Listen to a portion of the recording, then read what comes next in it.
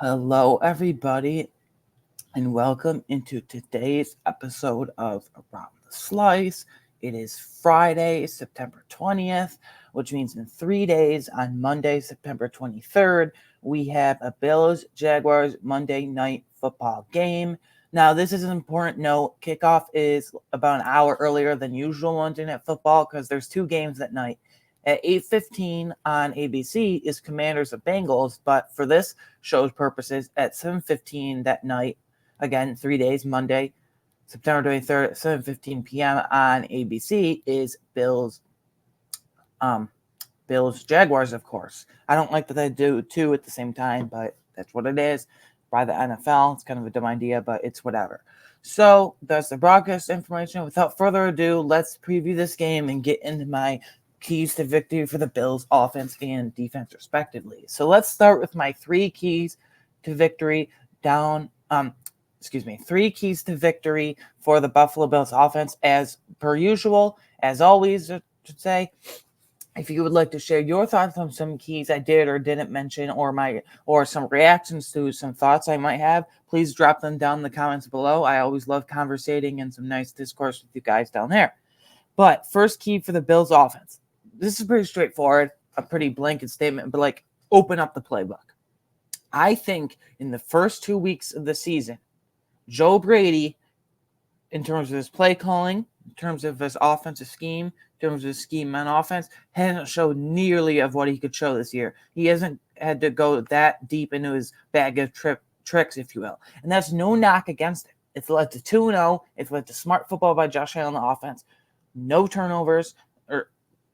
Allen did have a fumble, which was totally on him against the Cardinals. But, no interceptions, which is Allen's huge knock. But I think out of necessity, you're going to have to open up the playbook in this offense. I say it will be a necessity because the Jaguars, I love everything but their secondary. I love their defensive line with Josh Hines Allen is his name now. Josh Hines Allen and Trayvon Walker off the edge. I love their interior group with Arik Armstead, Devon Hamilton, and Roy Robertson Harris. Arik Armstead could play in the edge and the interior.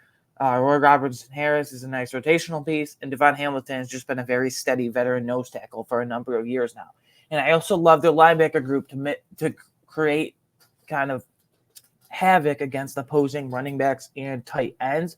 I love which is Devin Lloyd, who's going to be a star linebacker, Foye Oluokun, who is like the last 2 or 3 years each has led the league in tackling or somewhat there. And then Chad Muma is a third linebacker in certain packages or whenever he's called upon to be an injury replacement. A Wyoming guy, believe it or not, didn't play with Josh Allen a couple years after him, but a Wyoming guy, believe it or not, is a third linebacker injury replacement for Lloyd or Oluokun.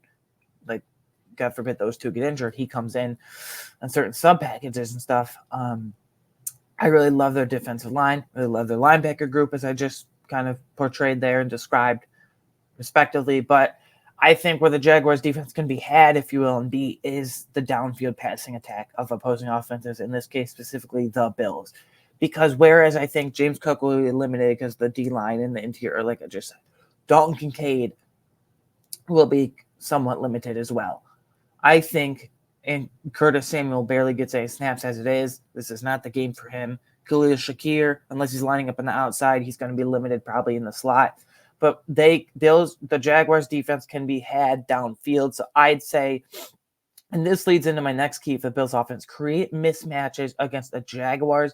Very weak Jaguar secondary. It has to be noted that before week 1, the Jaguars put their stud corner, who they just paid a couple months ago, actually now, Tyson Campbell on IR. He was turning into a, maybe not superstar, but at least star-level corner in this league. Very great above-average corner in this league.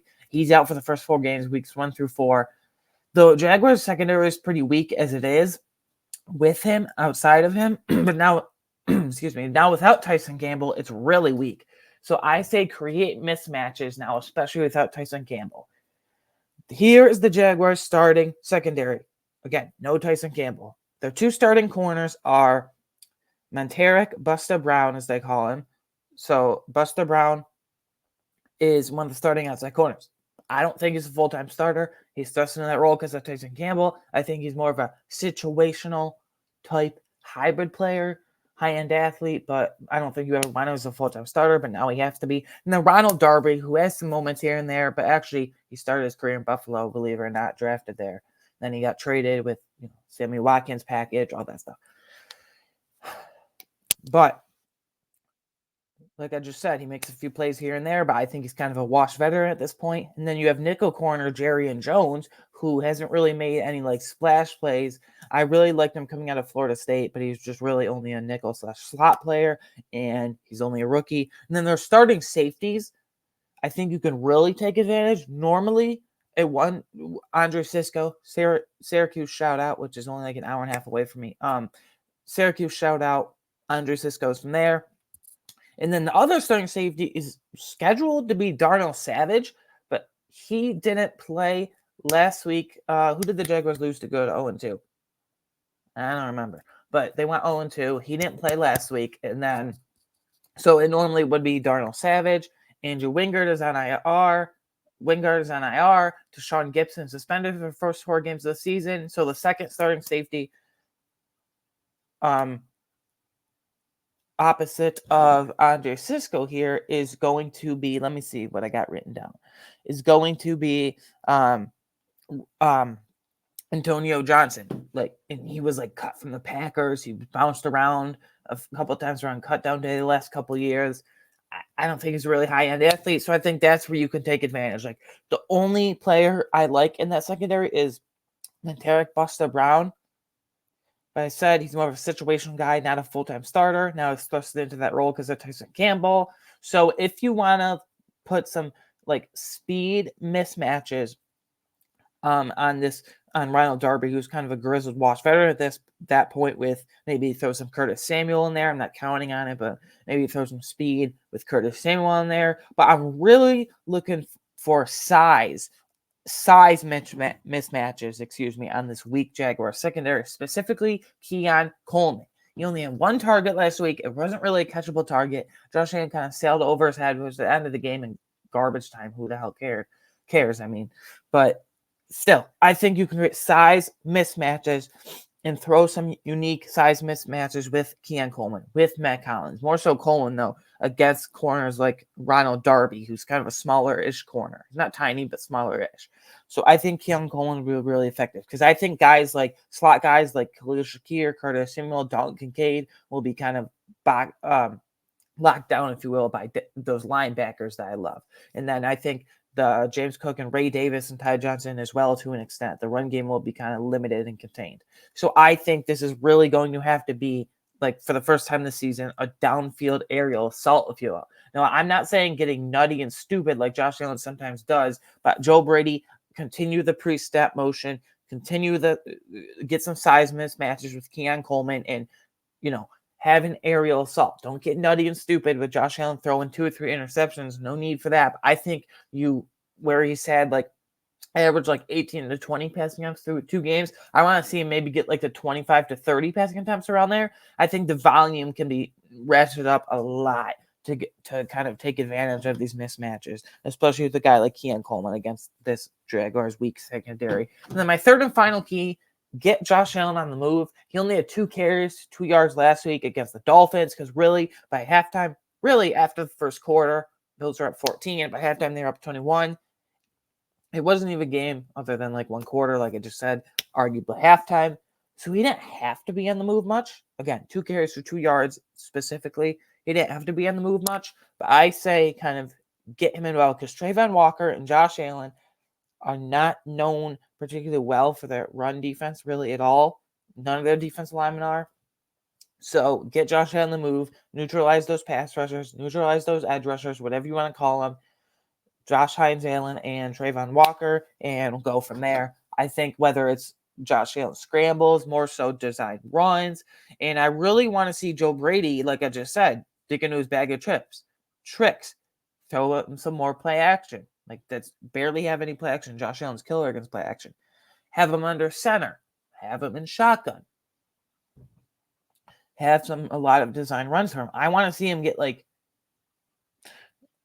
6 to 7, maybe even 8 rushing attempts per game with the sweet spot there, not like 2 like last week. And then 3 keys for the Bills defense. Here's my 3 keys the Bills defense if they want to win this game and victory. Blitz Trevor Lawrence. Trevor Lawrence isn't one of these QBs that will, when you dial up blitz, will carve up the blitz. Like Josh Allen and Patrick Mahomes, like those guys are known for absolutely destroying and decimating teams when they blitz. Like they carve up the blitz. Trevor Lawrence is not one of those guys. I think the Trevor Lawrence hate has gone a little too far, but I understand people are saying like he's not the generational prospect he was promised to be like as soon as he stepped on the campus his freshman year at Clemson. Like he hasn't really shown. He's been a good to great quarterback at times, probably more on the great side at times, but like he makes some boneheaded decisions. He's built just like Josh Allen. But back to my point, blitz Trevor Lawrence. He's not one of these QBs that will like when you dot the blitz. Oh my God, you can't blitz Trevor Lawrence because he's gonna like carve it up like Josh Allen, Patrick Mahomes specifically.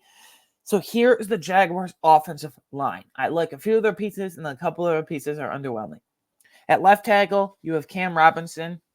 I mean, they've been talking about like he's been suspended a couple times over the last few years for PEDs and stuff like that. He's been in heavy trade rumors and cut rumors over the last few years. I feel the Jaguars have been wanting to move on from Cam Robinson as their starting left tackle or really like on their team at all over the last few years, but they have that. I think he's kind of a washed, grizzled veteran, if you will. And then left guard, Ezra Cleveland, who they traded for midseason last year at the trade deadline. He's actually settled in pretty nicely. And then center, we know this guy well, Mitch Morse. I think the matchup to watch here could be Daquan Jones too, but Ed Oliver versus Mitch Morse, the familiarity there, the technique between the two there, I think that could be a really, really key matchup for this game.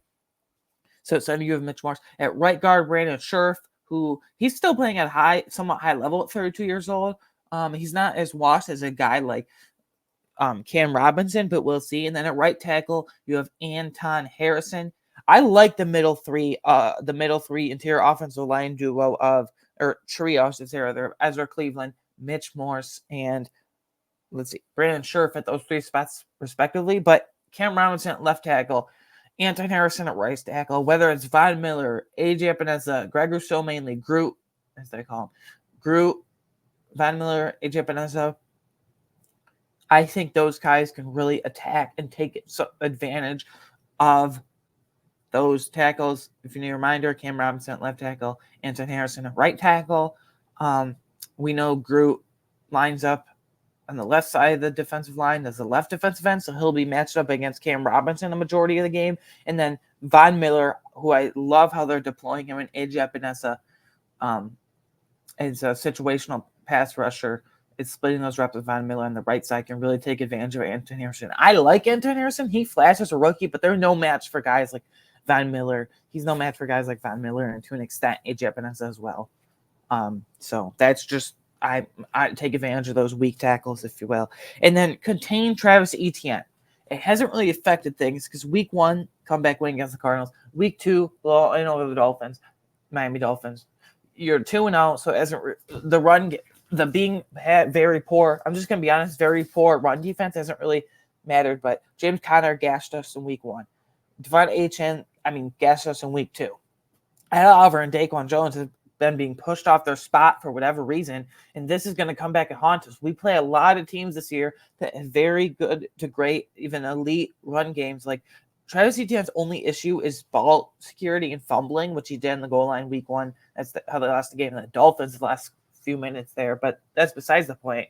I'm trying to emphasize that because like their run defense, Daquan Jones, Ed Oliver, the only good run defenders group, Greg Rousseau off the edge, is an elite run defender, arguably just as good a pass rusher as a run defender. So, yeah, but at Oliver, I'm looking to, again, that familiarity with Mitch Morse, really looking to blow up and contain Travis Etienne. And Daquan Jones to an extent too, but like I need way more run defense. Let's just be honest. We've gotten gashed, the Bills. We've gotten gashed in the run game by these guys. And then take away Jacksonville's middle of the field targets. Their bread and butter is play action, and they'll take the deep shot a few times a game here and there, but their bread and butter will always be and continues to be, has always been middle of the field targets. They want to kind of methodically march down the field. It's the total opposite of the Dolphins. The Dolphins want to be flashy, create mismatches with their speedy receivers and Tyreek Hill and Jalen Waddle and Von Chan respectively. Jonathan Smith maybe too at this point in his career, but they want to use their middle of the field targets like to kind of get methodically down the field for the Jaguars. It's sounding like Evan Ingram might not play, but like more likely than not won't play because hamstring injury pregame last week. That's just brutal for them. But if he does play, Evan Ingram and Christian Kirk are like not elite, but pretty above average to good to great middle of the field targets.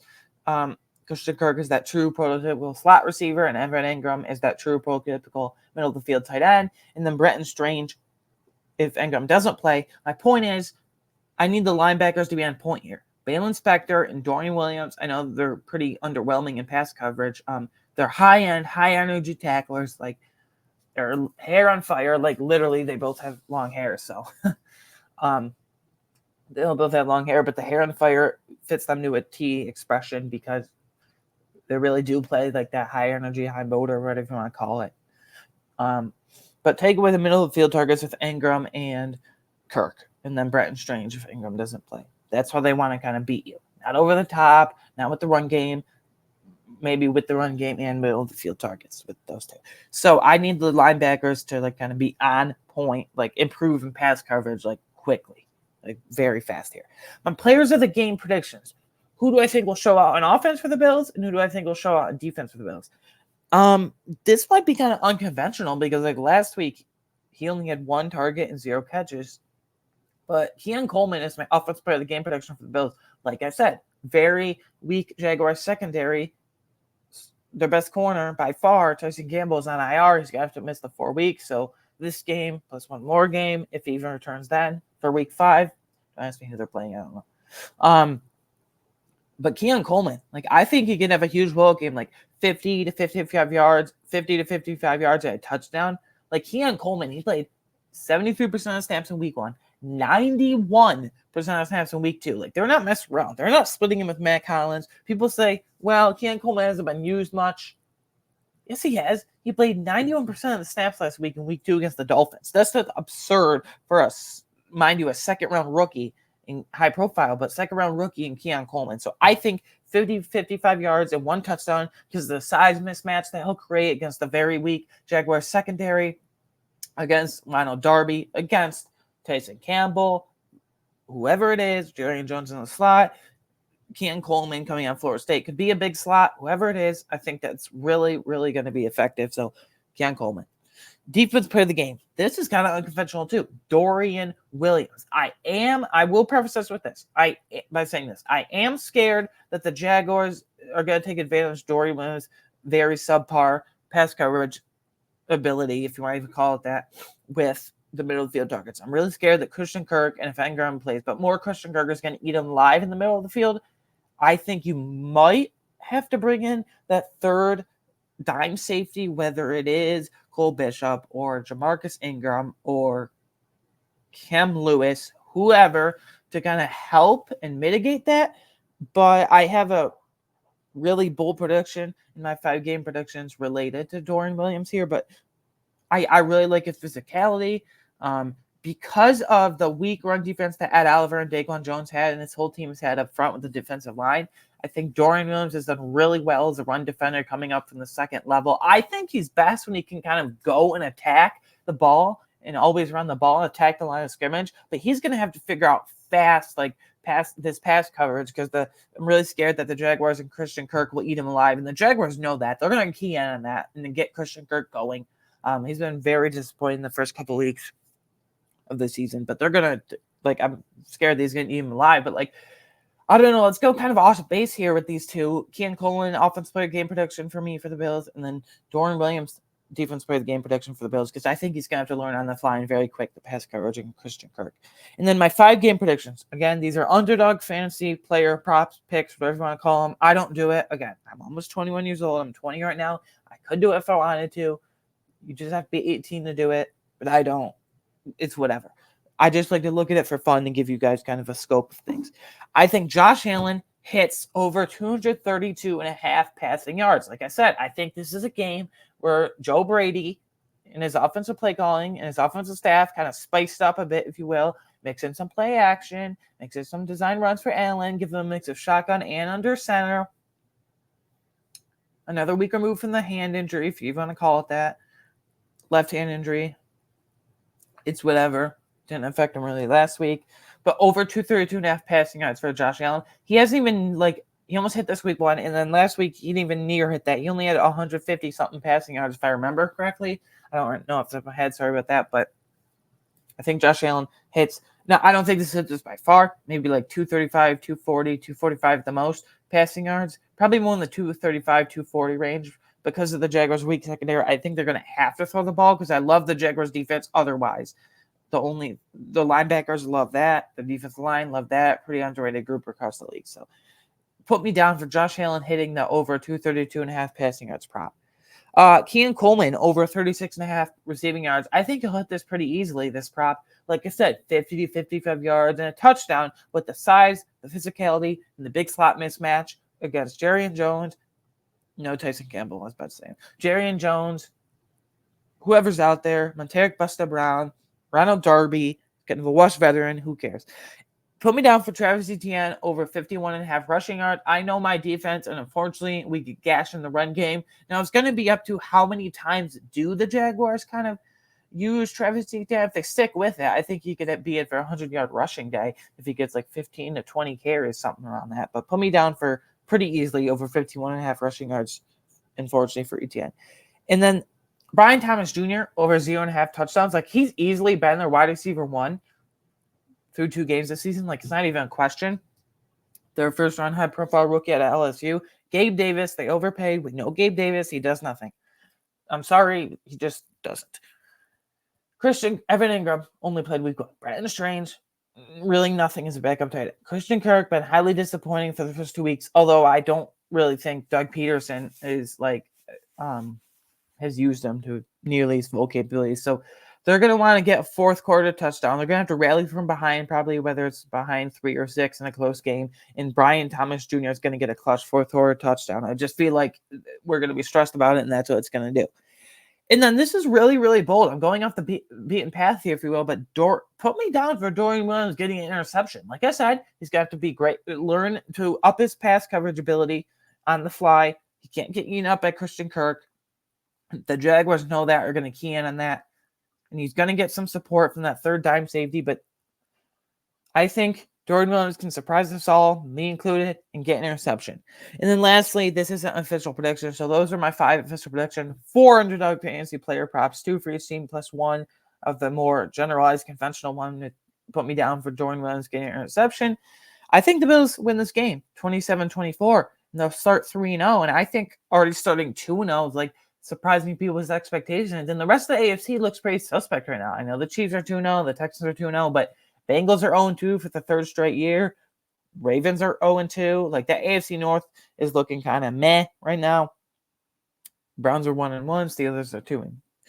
So this 2-0. This conference is the AFC conference is shaping up pretty well for us. So put me down. Bills win 27-24 for everything I just explained.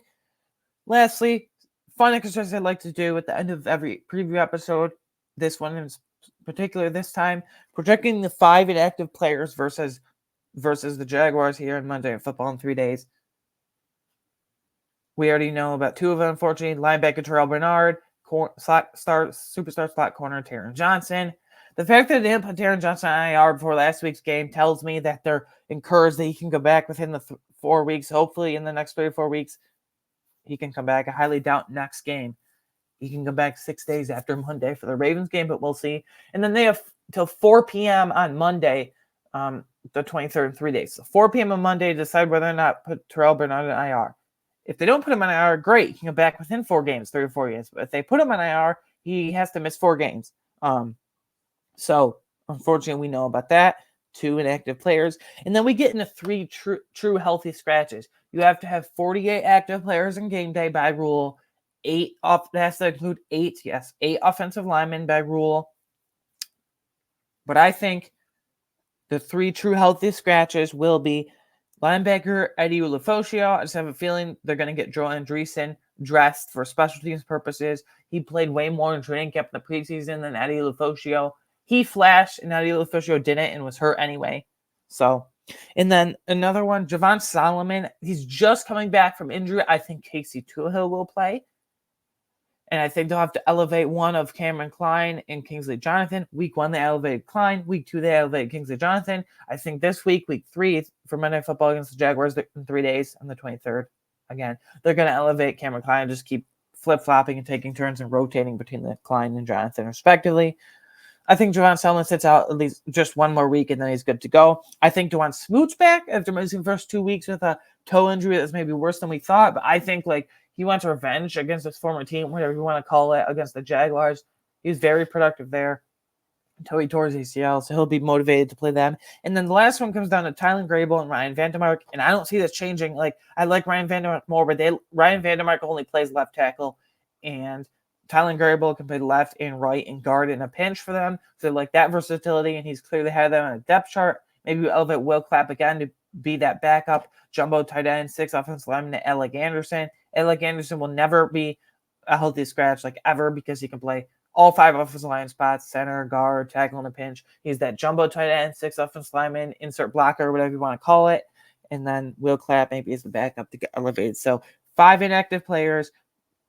We have 2 that we already know about, Terrell Bernard, Taron Johnson, and then Javon Solomon, I think, sits out at least one more week, and they elevate Cameron Klein or Kingsley Jonathan, whatever one, I don't really care. And then linebacker Eddie Ulofoshio, because Joe Andreessen gets the nod. He's been healthier and just showed way more flashes. And then offensive tackle Ryan Vandermark, because he can pigeonhole it in left tackle, and Tylen Grable's way more versatile. I don't agree with it, but it is what it is. So anyways, guys, thank you for listening to today's show.